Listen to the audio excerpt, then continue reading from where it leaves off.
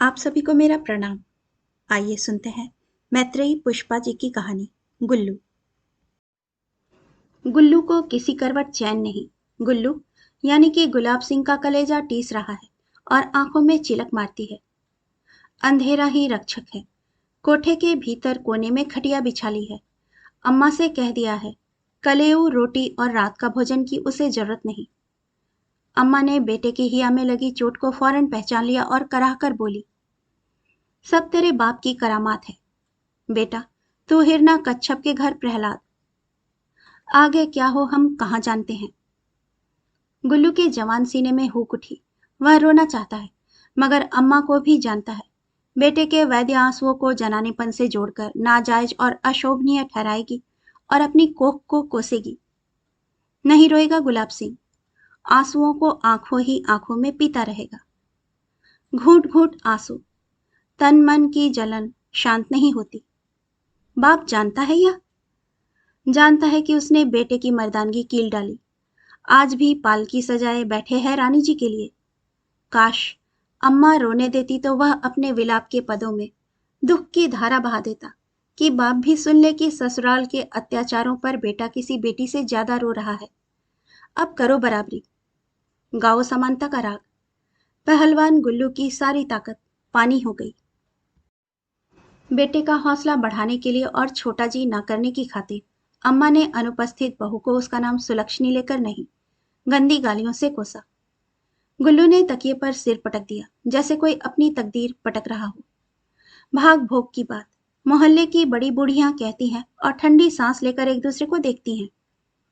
कोई कोई बेरहम होकर अम्मा को सुना देती हैं, जेही को प्रभु दारुण दुख दें ताकि मत पहले हर लें। मोड़ा के लाने पुलिसिया की बेटी। हाँ, यह बात अम्मा के कान में अम्मा की सखियों ने डाली थी और अम्मा ने गुल्लू के बाप से कहा था, ऐसा गजब ना करो, बहू उठते बैठते थाना पुलिस की धमकी देगी। आजकल थाना पुलिस हर आदमी की जेब में है, समझी। हमें तो यह सुविधा मिल जाएगा कि रिश्तेदार दारोगा होगा, जेब खाली नहीं कराएगा, आंगन में आकर हाथ जोड़ेगा। बेटी का बाप अपनी औकात पर कोई ओहदा नहीं चढ़ा पाता। अभी समाज में इतना मुलाहिजा तो है। गुल्लू का बाप चतुर सुजान की तरह अपने भविष्य को देख रहा है। अम्मा ने भी समझ लिया। और आज गुलाब सिंह के पिता सोमनारायण सिंह यह कहते पाए जाते हैं, दुनिया अब सालों में नहीं, महीनों में नहीं, हर रोज बदलती है। उनका कहा यह जुमला गुल्लू के बदन से बिच्छू की तरह चिपट जाता है। अम्मा ने जवाब दे दिया था, कलयुग आ गया है। तुम कहते हो दुनिया बदल रही है। दुनिया अच्छे के लिए नहीं बदल रही।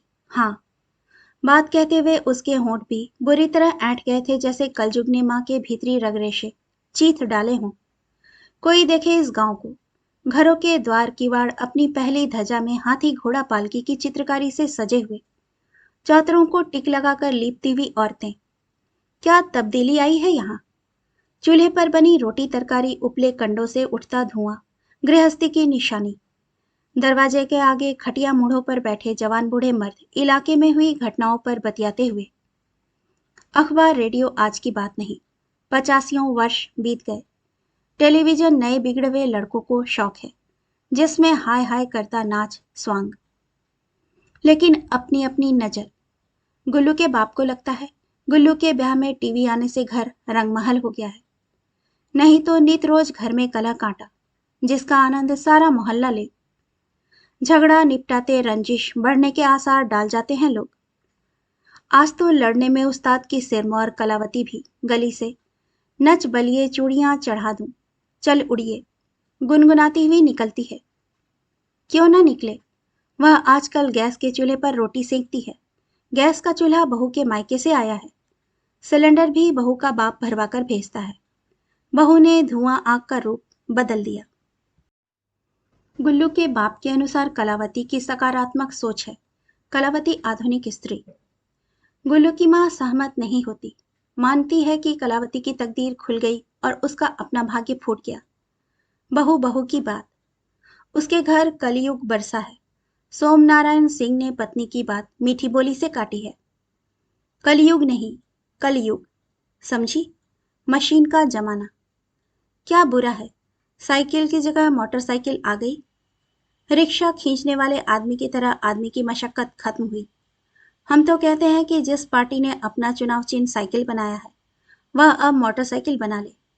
प्रगति साफ साफ नजर आएगी। बड़ी बड़ी बातें मार रहे हो गुल्लू के पिताजी। सोच रहे हो कि निपट मूर्ख औरत तुम्हारे सामने है। अरे हम अपने बेटा के कारण मूर्ख बने ठाड़े हैं कि तुम्हारी तरक्की से गुल्लू को कैसे बचावें। बचावें? सोमनारायण सिंह ने पत्नी को आश्चर्य से देखा। आगे बोले, गुल्लू दूध पीता बालक है, सो बचावें? साला पढ़ाई से बचता रहा, खेती से बचते बचते अखाड़े में भाग गया।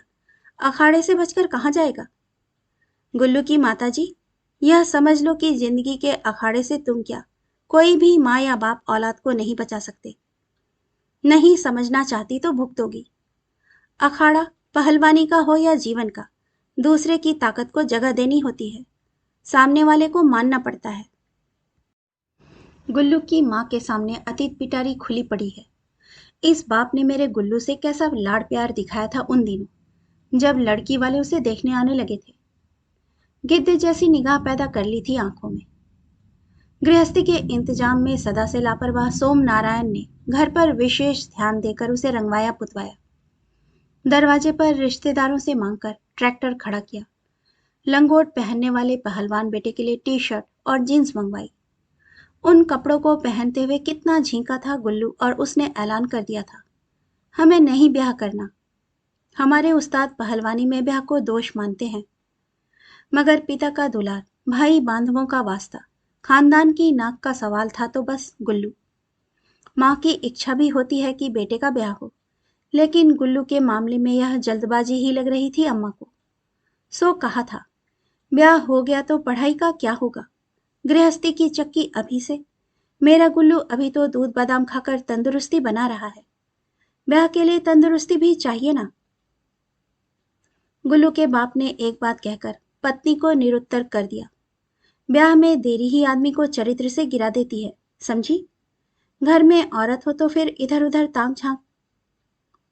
हाँ सो तो है, अब शादी का बहिष्कार कैसे करे कोई? और घर में जिद करके करना भी चाहे तो दलबंद बांधकर आने वाले कन्या पक्ष को किस तरह नजरअंदाज किया जाए? गुल्लू 12वीं कक्षा में पढ़ते ना पढ़ते पूरे 24 बरस का हो गया है। माँ को वह स्कूल में पढ़ता बच्चा लग रहा है। पिता का एकमुश्त तर्क था, बैल ब्याएगा नहीं तो बूढ़ा भी नहीं होगा। बहरहाल शादी की उम्र में जैसे युवक कीमती हो जाते हैं, गुल्लू भी हीरे की माफिक जगमगाने लगा। लड़का क्या करता है? लड़का राजनीति में है। किस पार्टी की सदस्यता मिली है? सत्तारूढ़ पार्टी में है साहब। कुकुरमुत्ता दलों में हम विश्वास नहीं करते। गुल्लू की माँ अचंभित। जिस गुल्लू की खबर उसका बाप बेधड़क गालियों से लेता रहा, उसकी पैदाइश को लेकर गुल्लू की माँ के चरित्र पर शक करता रहा, आज वही गुल्लू पुण्य की ईंट सा खदान की नींव में। और गुल्लू की दशा माँ से छिपी नहीं। अम्मा, इस पढ़ाई से तो जान छूटे, पर अम्मा गृहस्थी का बोझ। नहीं अम्मा नहीं, ब्याह से बचा हमें। अखाड़े वाले उस्ताद तो धुनाई कर देंगे। कहने के बाद पिता के सामने सिर झुकाकर खड़ा हो जाए, क्योंकि पिता शब्द बदल बदल कर यही समझाएं कि साले तुम किस कौन से कीमती हो। वह तो हमारी बोली बानी है कि लड़की वालों के आगे झूठ सच की चाशनी बनाकर परोस रहे हैं। एक दिन गुल्लू ने भाग जाने की धमकी दे दी, क्योंकि आज लड़की का पिता पुलिस वाला था। मगर गुल्लू पूरे मुलाहिजे के साथ दिखने को खड़ा हो गया। माँ से बोला, अपने बाप को मुझ पर कभी भरोसा नहीं हुआ, और यह पुलिस पिता ऐसा विश्वास कर बैठा कि जमाने भर में अगर शूरवीर रूपवान गुणवान कोई है तो वह गुलाब सिंह है। अम्मा, इस समय अपने इलाके को कोई अच्छी तरह जानता समझता है तो वह पुलिस विभाग है। लड़की के पिता ने आज के चलन पर जो भाषण दिया, स्कूल के मास्टर और अखाड़े के उस्ताद उसके आसपास नहीं फटक सकते। माँ भी झुक गई। बेटा, नामी एहलकार के घर ब्याहे जाने से तेरा रुतबा बढ़े तो तू कल के ठौर आज ब्याह कर ले। हाँ अम्मा, अब ब्याह शादी का विरोध अपना ही विरोध करना हुआ। माँ समझ गई, बेटे की रगों में पिता का खून जोश मार रहा है, तभी उसने दुविधा का जाल काट फेंका है। जोश में आकर ही तो उसने कहा, अम्मा, इस बहू का आना लक्ष्मी का शुभागमन। हाँ, लक्ष्मी के साथ आधुनिक लक्ष्मी, कार चली आ रही है, और भी बहुत से आज के फैशन के सामान। इसी दृश्य में आंगन में बिखरी माणिक मणियां संजोली, प्यारी प्यारी तस्वीरों के काफिले। माँ को लगा गुल्लू अचानक बड़ा हो गया। पिता ने देखा बेटे का पौष्टिक आहार और व्यायाम में लश लश करता बदन। इस बदन के साथ उनके भीतर नौजवानी की तरंगे लहराई। पढ़ाई योग्यता, इस बात पर रुकते नहीं गुल्लू के पिता। अब तक झींकते रहे, मगर अब आज का चलता सिद्धांत समझा दिया गुल्लू को। लड़की पढ़ रही है, पढ़ती रहे। आजकल लड़कियों के पढ़ने का जमाना है। इन दिनों लड़कों के पढ़ने लिखने से खानदान की इज्जत नहीं बनती।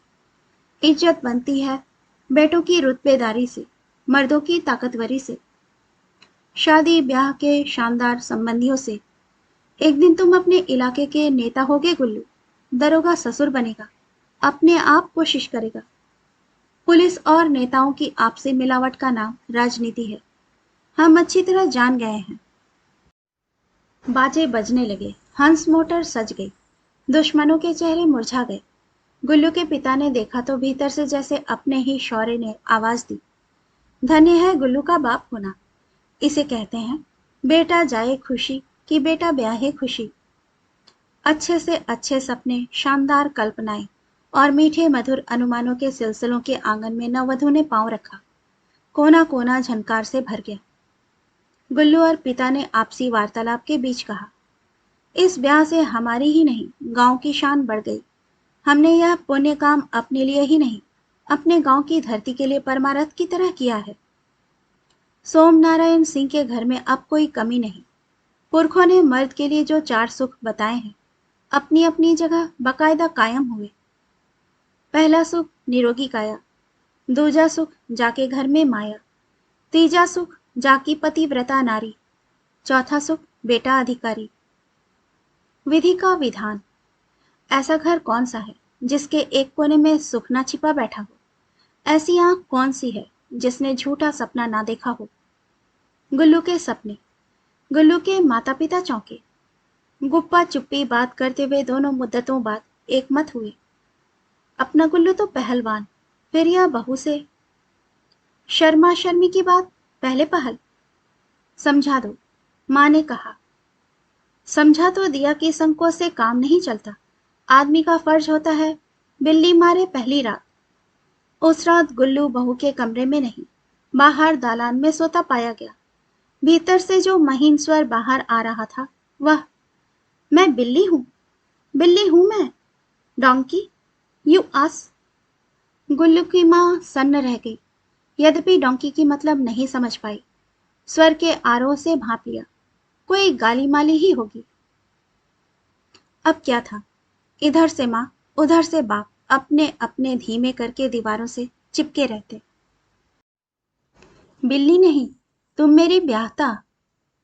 किसने मना किया कि मैं तुम्हारी ब्याहता नहीं? तब मेरा मन जैसा करे वैसे। गुल्लू विनय भाव से बोला, यानी कि मनमानी? मनमानी औरत के साथ? पता है इसके लिए मेरे पापा के पास कितनी धाराएं हैं? संगीन से संगीन दफा लगा देंगे। गुल्लू की माँ ने गुल्लू के पिता का हाथ दबाया, फुसफुसाई, जे बहू है, पूरी थानेदार कोतवाल। और फिर कुछ गुल्लू ने, कुछ बहू ने जो कुछ बताया या अपने पक्ष में कहा, माता पिता ने इस तरह सुना। दफाओं और धाराओं की धमकी पाकर गुल्लू ऐ करके खटिया से उछल पड़ा था और छिटक कर दूर हो गया। थाने कोतवाली की बातें, सुहाग सेज थी या हिरासत का पथरीला चबूतरा, उसकी जिंदगी में यह क्या घटित हो रहा है? यार दोस्तों से चर्चा करे तो क्या कहे? गुल्लू को साथ के लड़के घेर लेते हैं, पूछते हैं रात की बात। उसका दिल रोता है, होठ हंसते हैं। उसके खून में आंसू मिल गए, मर्दानगी झाड़ता है। जो सपने देखे थे सभी सच हुए। कहते कहते उसके जबड़े में जहर दांत उभर आता है और बाहर देखो कि गुल्लू की तकदीर का जय जयकार हो रहा है। इधर यह मुलायम सी लड़की उसके पट्ठापन को पछाड़ रही है और वह ब्याह की खुशी जताता हुआ सड़क वाले ढाबे पर हम उम्र साथियों को चाय और बीड़ी सिगरेट पिलाता रहता है। साली बाप की बोली बोलती है, गुल्लू के मन में यह तोड़ा लगातार मिसमिसाहट भरे राग में बजता है। सभ्य और लियाकतदार पढ़ी लिखी औरतें ऐसी ही होती हैं? इस सवाल का नश्तर साली तहजीबदार बनती है। बारीक बोली में हथकड़ियों की झंझनाहट रहती है। गुल्लू ने अपने जहर दांत को यथासंभव काबू में रखा और कहा, ब्याह क्यों किया जाता है, बोलो। दुल्हन ठंडी सांस लेकर रह गई। बताओ, तुम पढ़ी लिखी बीए करने वाली। वह मुस्कुराई और बोली, बस ब्याह के लिए।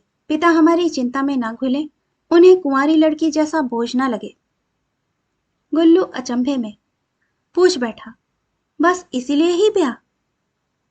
हाँ, लड़कियां तो ब्याह इसीलिए करती हैं, उसने दृढ़ता से कहा। फिर पति पत्नी का रिश्ता, वे क्या करते हैं? वही ना जो अब तक नहीं किया होता। गुल्लू ने रहस्य सा खोल दिया और अपनी स्त्री का हाथ अपने हाथ में ले लिया।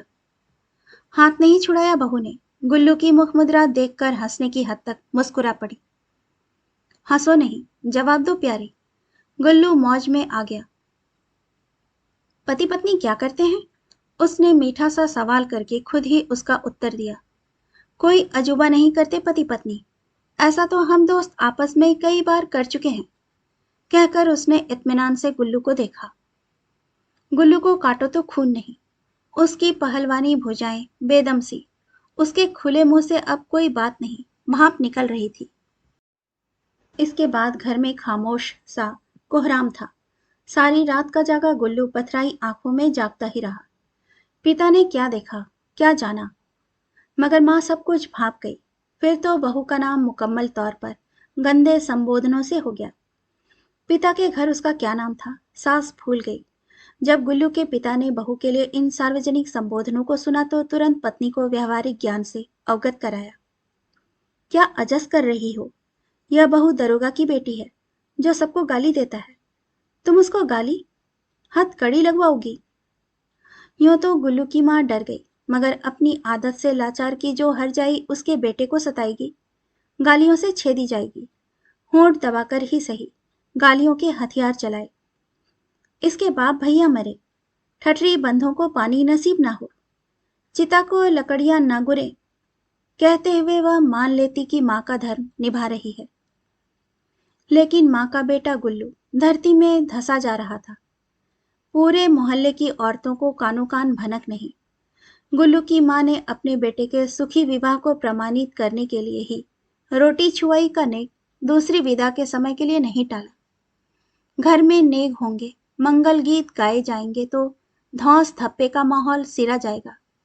मगर सास डरी हुई। रोटी छुआई, बहू तैयार थी।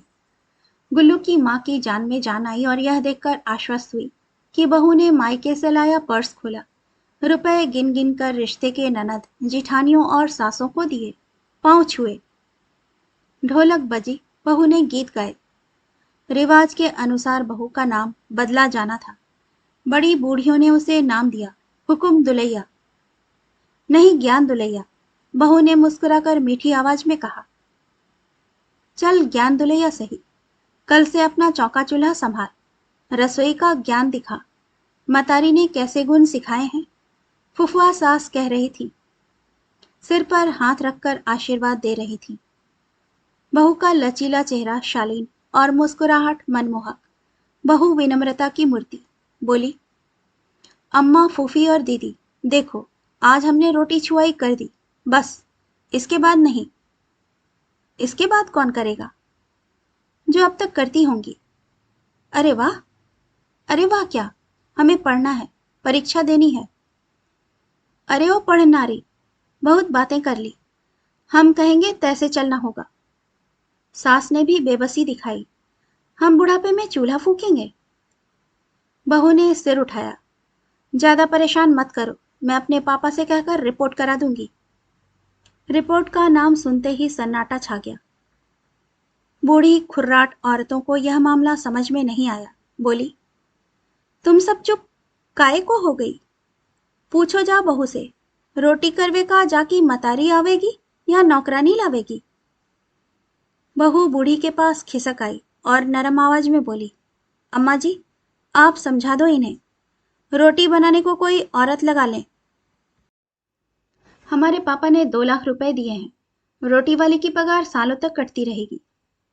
वहां जुटी औरतों ने बहू को आंखें फाड़कर देखा। बहू मुस्कुरा रही थी। जे है कलजुग। बूढ़ी औरत ने वाक्य बहू पर दे मारा। बहू ने मुस्कुराकर सिर हिलाया, बोली, ठीक कह रही हो अम्मा जी। गुल्लू की माँ हंसे या रोवे। गुल्लू की माँ की जिठानी देवरानियों ने होठ तिरछे कर करके कहा, दरोगा जी की बेटी आ रही है, गुल्लू के भाग खुल रहे हैं, खबरदार होशियार। गुल्लू की माँ खून का सा घूंट पीकर रह गई। उसने अपनी भड़ास पति पर निकाली। अरे दुश्मन, तैने कब के बदले निकाले? बेटा मतारी का सहारा होता सो तैने बहू दरोगा बना के ठाड़ी कर दी। बीच मझधार छोड़ी रे बेदर्दी। किसी को कानो कान खबर नहीं हो, अपनी इज्जत अपने हाथ। गुल्लू की माँ ने यह ऐलान गुप्पा चुप्पी घर पर लागू कर दिया था। वह ज्यादातर अपने घर के किवाड़ बंद रखती और खुद पौर में पहरेदार की तरह तैनात रहती। रखवाली बहू की नहीं, अपने घर की इज्जत की करनी है। वह खूब समझ गई थी। जग हंसाई बहू की नहीं, इस घर की होनी है, जो उसका और उसके गुल्लू का है। गुल्लू की एक मुस्कुराहट देखने के लिए बेचैन माँ। लड़का घर से भाग हो गया तो? गुल्लू के बाप की बला से। उन्हें तो दरोगा समधी की चिंता है। बेटे की पहलवानी देह को घुन लग गया। उसकी उमंगे जर्जर बूढ़ी हो चली और रानी जू किताबें पढ़ रही है। रात दिन का होश नहीं। बताओ, मोरे बच्चा की बीती जवानी लौटेगी? गुल्लू ने ही बताया था अम्मा। वह कह रही थी अभी बच्चा नहीं ठहराना है। अच्छा, हमारी वंश बेल मेटने आई है। माँ बिफरने लगी। माँ ने अंगारे जैसा कुछ उगलना चाहा, मगर गुल्लू का चेहरा देखकर रुक गई। बेटा कुछ कहने के लिए उद्यत अपना हाथ उठा रहा है। कहो गुल्लू, बेटा अपने मन की हमसे कहो, और भवानी जू से बस इत्ते कहो कि हमारे गुल्लू हमारी 18 की अवस्था में पैदा भये थे और तुम 23 बरस की धूंगो अभी बच्चन की तरह पढ़ा लिखी कर रही हो। लाज करो कि बिल्कुल ही बेच खाई। गुल्लू अपनी बात भूलकर माता की ओर देखने लगा। माँ के मुखड़े पर बहू की खिलाफत खेल रही थी। इसलिए कि जैसा जीवन सास ने जिया है, वैसा ही बहू क्यों नहीं जी रही। यही तो घर की परंपरा का सत्यानाश है। माँ अपने उत्पीड़ित गुल्लू को सीने से लगाने को उद्यत आगे बढ़ी ही थी। बहू आ गई। अम्मा जी, आज हमें शहर जाना है। गुल्लू की माँ को अपनी आंख पर विश्वास नहीं हुआ। यह बहू है, जींस और टॉप पहने हुए, पूरी मर्दानी। फिर जैसे ईश्वर की तरह दरोगा की याद आई। इसका पिता कौन है? अभूतपूर्व पुरुष। उसी के कारण गुल्लू के परिवारजनों का विकट संकट में रहकर भी दिमाग दुरुस्त है। दुरुस्त रहे। पति पति होता है। ससुराल औरत के लिए शासन, अनुशासन की जगह है। झिड़की धमकी से ना सही, प्रेम से कुलवधू का पाठ पढ़ाया जा सकता है। गुल्लू के पिता की यह सलाह गुल्लू और गुल्लू की माँ के नाम। दोनों जने अमल करें। आज नहीं, आज तो हमें जाना है। गुल्लू ने अपना पक्ष रखा। हम तुम्हारे साथ चलेंगे, बहू ने इसरार किया। गुल्लू का अपने पिता की सलाह में विश्वास सा जमा। आज हमें स्पेशल काम है तहसील में। तुम्हें कहाँ लिए फिरेंगे? हमें कॉलेज जाना है, पहले वहीं चलेंगे। गुल्लू पत्नी को अनुशासन की आदत डालेगा, तभी तो फिर शासन। नहीं नहीं, हमें तहसीलदार से काम है और तहसील में हर तरह का आदमी होता है। तुम आज रहने दो। कहते हुए उसका पौरुष जागने लगा। अच्छा, बहू ने धीमे से कहा और वह भीतर चली गई। गुल्लू जल्दी से अपने कपड़े बदलने लगा। उसे अपने माथे पर गर्व की लहर दौड़ती महसूस हुई।